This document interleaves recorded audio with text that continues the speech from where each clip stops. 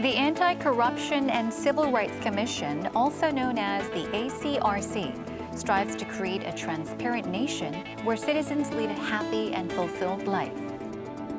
We sit down with Park Eun-jung, the chairperson of the Anti-Corruption and Civil Rights Commission, to learn more about its activities.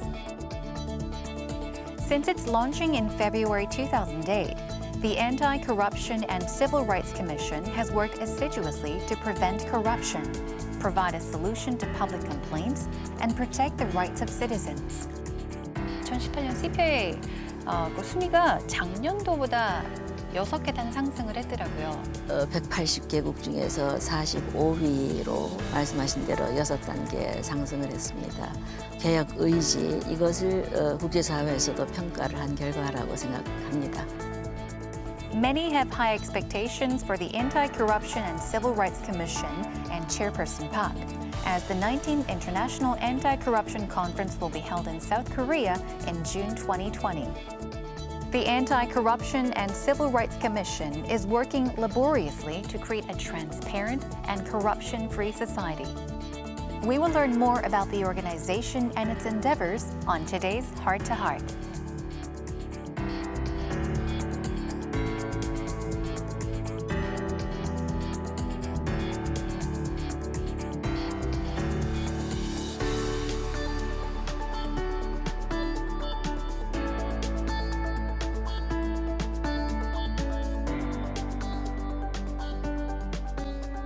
대한민국 주권은 국민에게 있고 모든 권력은 국민으로부터 나온다.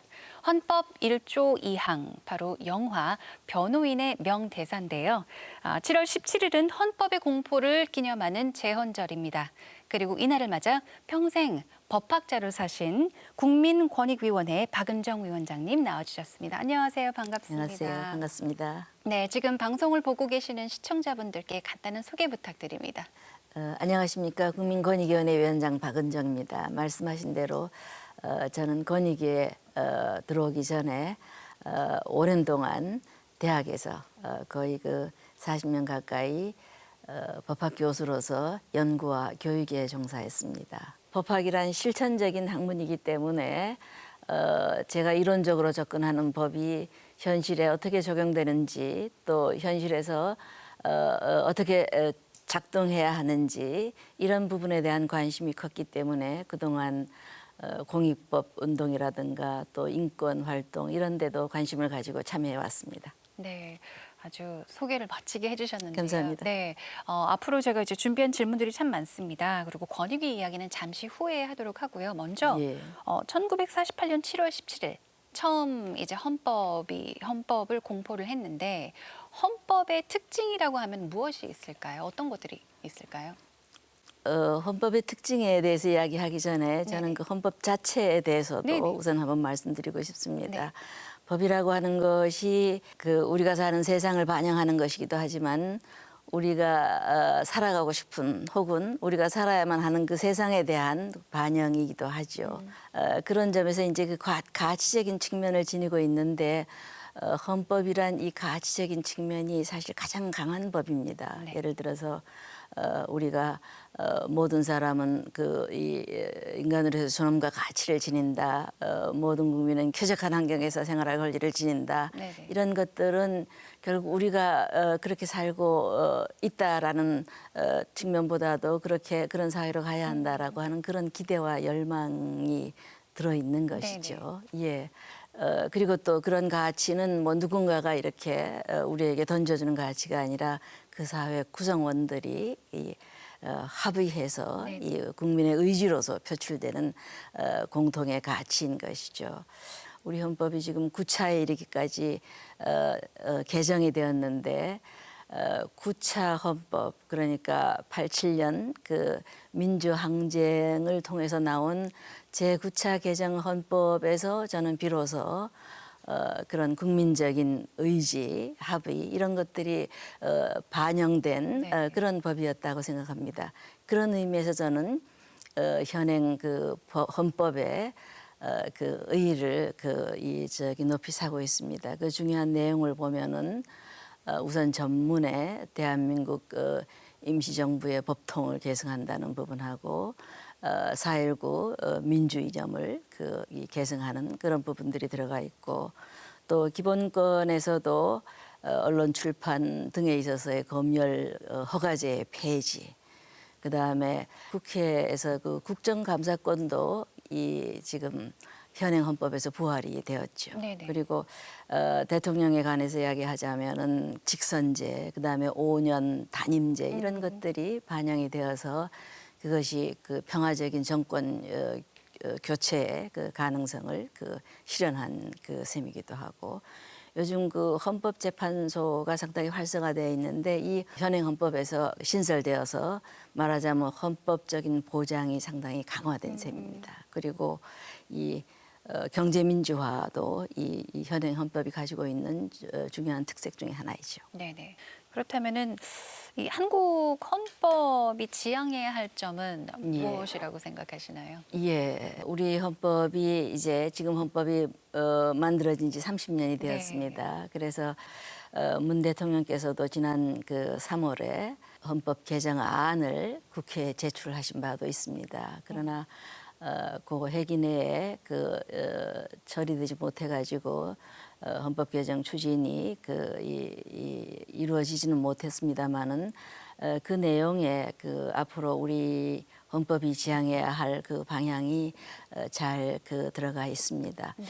거기에 제 개인적인 어떤 의견까지를 보태서 좀 말씀드리자면은 저는 앞으로 만들 우리 헌법에는 생명 존중, 그다음에 생태 보존의 가치, 이 지구적 어떤 지속 가능한 환경을 위한 기본권과 관련해서는 기본권 확대의 의미로 일부 기본권에 대해서는 적어도 그 기본권의 주체를 국민이 아니라 사람으로 확대하는 그런 것들도 필요하고 국민 주권의 확대라고 하는 그런 관점에서는 국회의원에 대한 국민 소환제 또 법률안에 대한 국민 발안제 이런 것들도 필요하다고 생각합니다. 네. 그리고 더 많은 게 있습니다만은 네. 뭐 여기서 다 말씀드리긴 어렵겠습니다. 네. 그렇다면 2008년 출범한 권익위는 어떤 일을 하나요? 구체적으로 좀 말씀 부탁드립니다.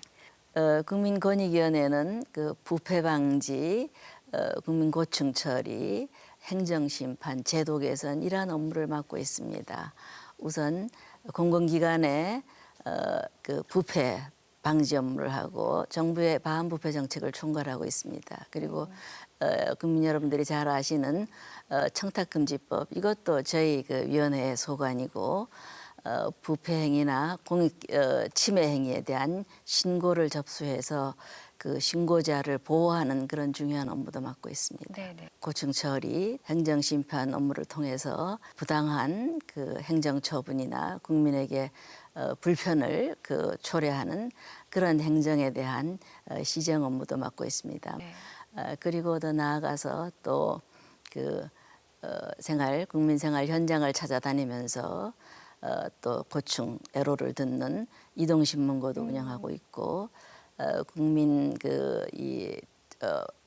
포탈 소통 포탈 창구인 국민신문고도 저희가 운영하고 있습니다. 그리고 정부 합동 민원 상담 전화번호 혹시 아시는지 모르겠습니다만 아니요. 110도 저희가 운영하고 있습니다. 그리고 이 모든 것들을 종합해서 국민들의 고충, 그다음 부패, 이 유발 요인 이런 것들을 분석을 해서 합리적인 제도의 방향으로 개선하는 그런 업무도 맡고 있습니다. 네네. 지금 부패 방지에 대해서도 말씀을 이제 처음에 해주셨는데 이게 부패 방지가 기관을 위한 것이 아니라 어떻게 이제 뭐 국민을 위한 것이냐라는 질문도 간혹 받으실 것 같아요. 예, 네네. 예. 부패 해결이 왜 중요하냐 이런 문제를 제기하신 것 같습니다. 예를 들어서 뇌물이라든가 향응 또 연줄에 의한 어떤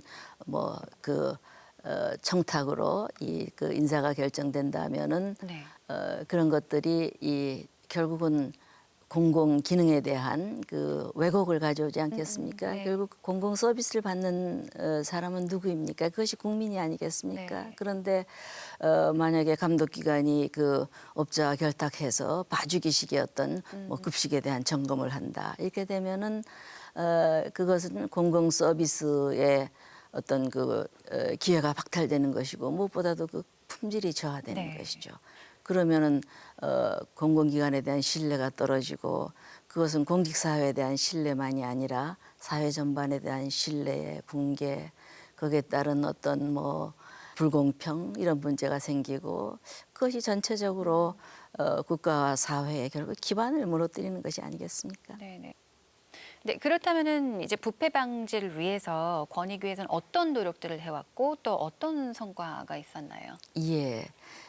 아시다시피 공정사회에 대한 그 국민적 열망을 토대로 탄생한 것이 문재인 정부입니다. 그래서 이 정부에서는 출발부터 모든 국정의 어떤 출발을 반부패 개혁해 두겠다 이렇게 천명을 한 바 있습니다. 그래서 거기에 따라서 범정부 차원에서 대통령이 주재하는 반부패 정책 협의회를 가동을 하고 또 이 부패 정책을 국민과 함께 또 국민의 감시하에서 한다라고 하는 그런 측면에서 민관 협치에 틀로서 청렴사회 민관협의회를 또 구성을 했습니다. 네. 그래서 그를 통해서 그 반부패 5개년 종합 계획도 수립해서 그것을 지금 이행을 하고 있습니다. 그리고 그저간에 공공기관에 대한 공공기관의 그 채용 비리 이것에 대해서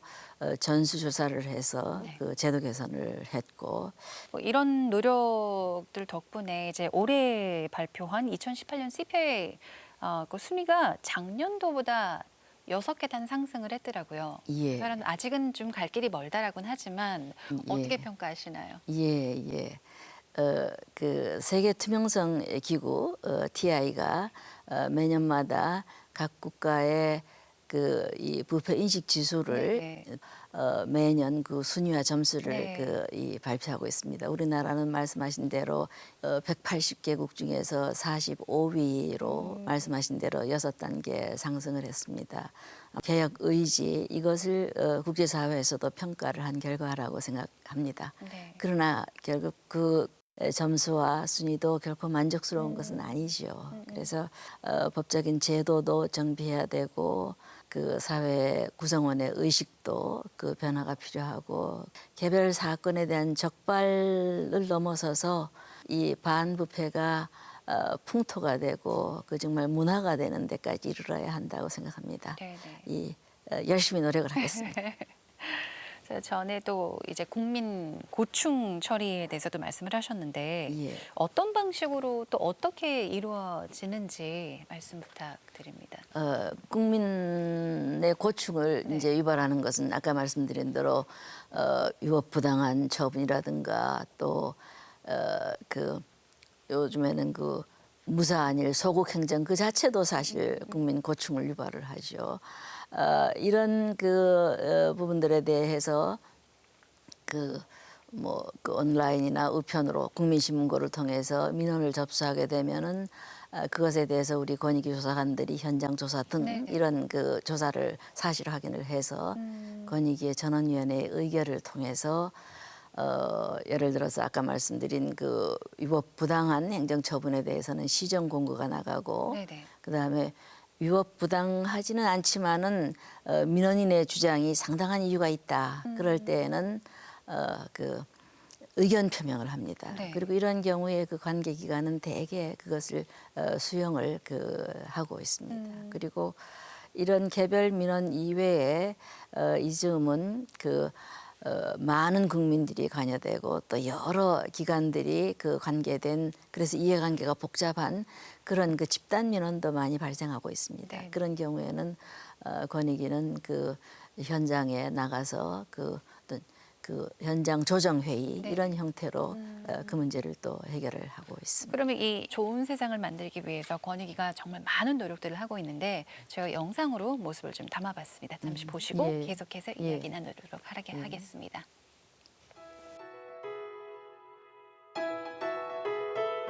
The Anti-Corruption and Civil Rights Commission provides various programs to create a clean-handed culture and holds special lectures on integrity. Such programs are held to protect the rights and interests of the citizens. Chairperson Park Eun-jung will continue to do her utmost to meet the citizens and build a clean society. Let us now learn more about the endeavors of the Anti-Corruption and Civil Rights Commission.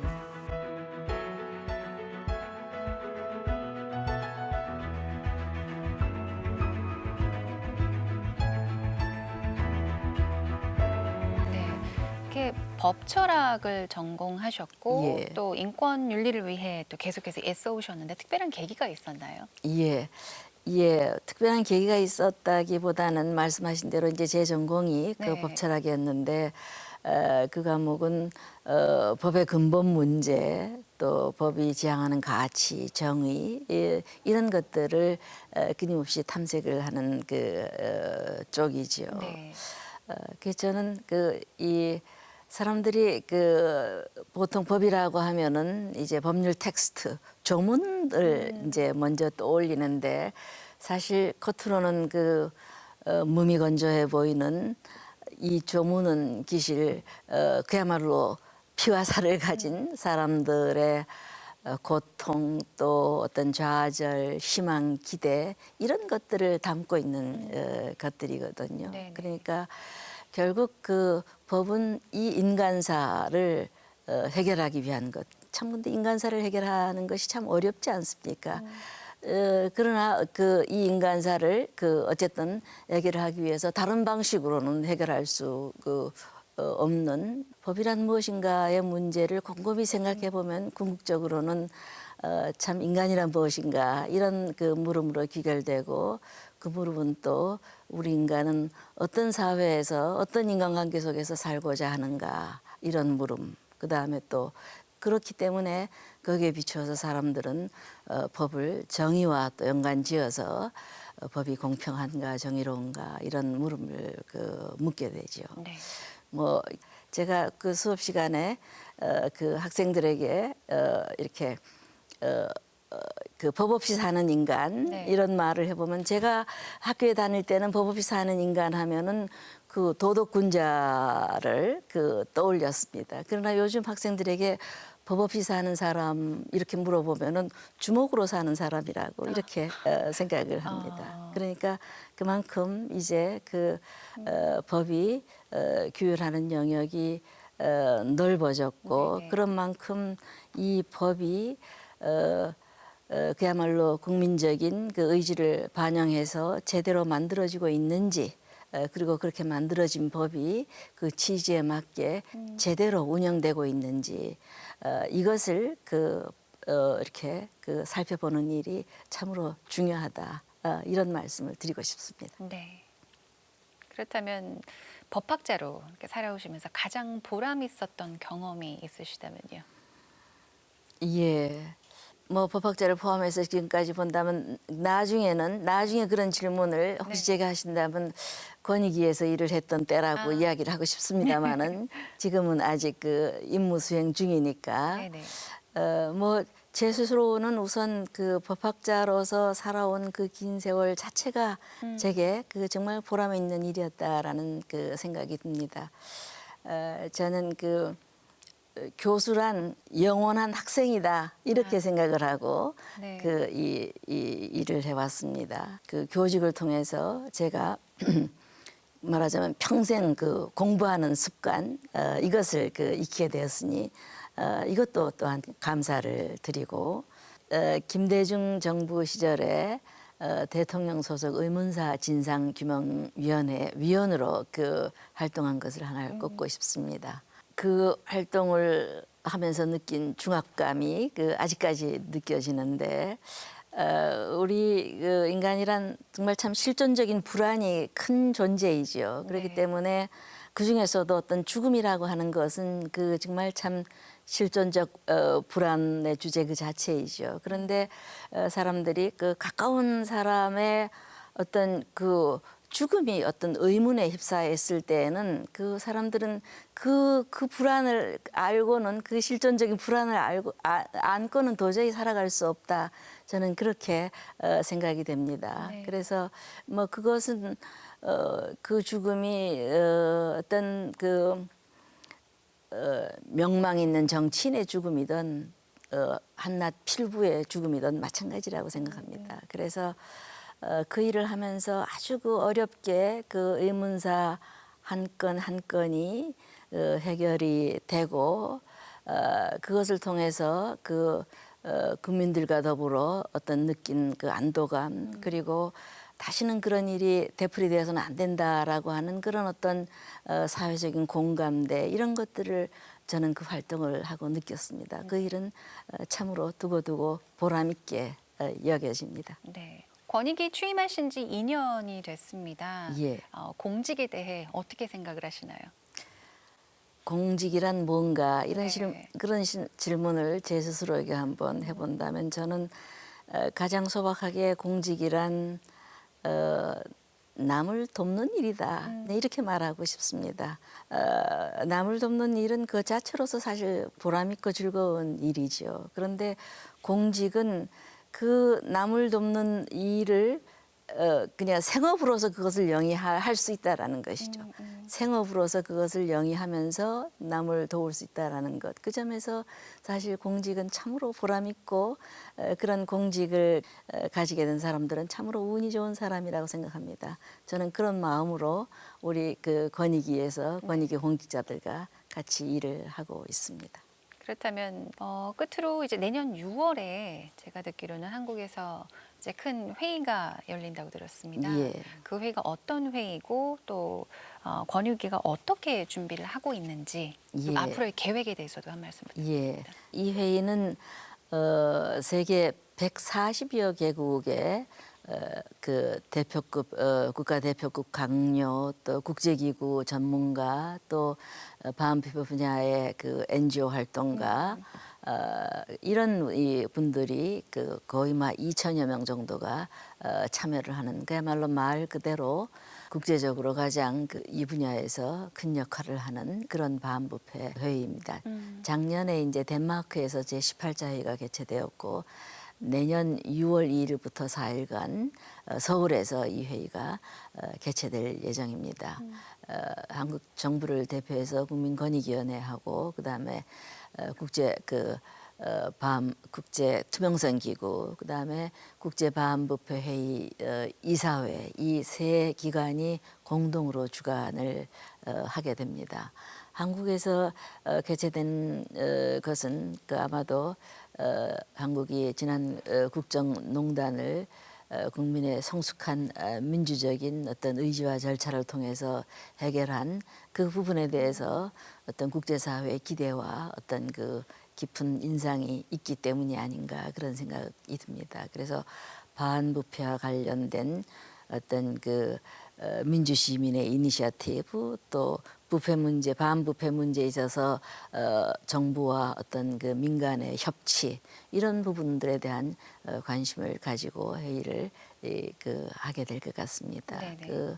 이 부분은 또 정부 차원의 어떤 참여만이 아니라 기업 등 민간의 시민들의 그 참여도 많이 기대되고 있습니다. OECD 같은 예를 들어서 뇌물방지협약 이런 그 국제 반부패 라운드에서는 반부패에 있어서의 기업의 어떤 역할 이런 것들도 특히 강조하고 있거든요. 네네. 그리고 이 회의는 또 부대 행사로서 반부패 관련 영화제 또 콘서트 또 청년 기자단 이런 젊은 분들이 관심을 갖게 될 그런 이 이벤트도 많이 있기 때문에 많은 관심을 바랍니다. 그리고 이 아리랑 TV에서도 많은 관심 가져주기를 바랍니다. 네.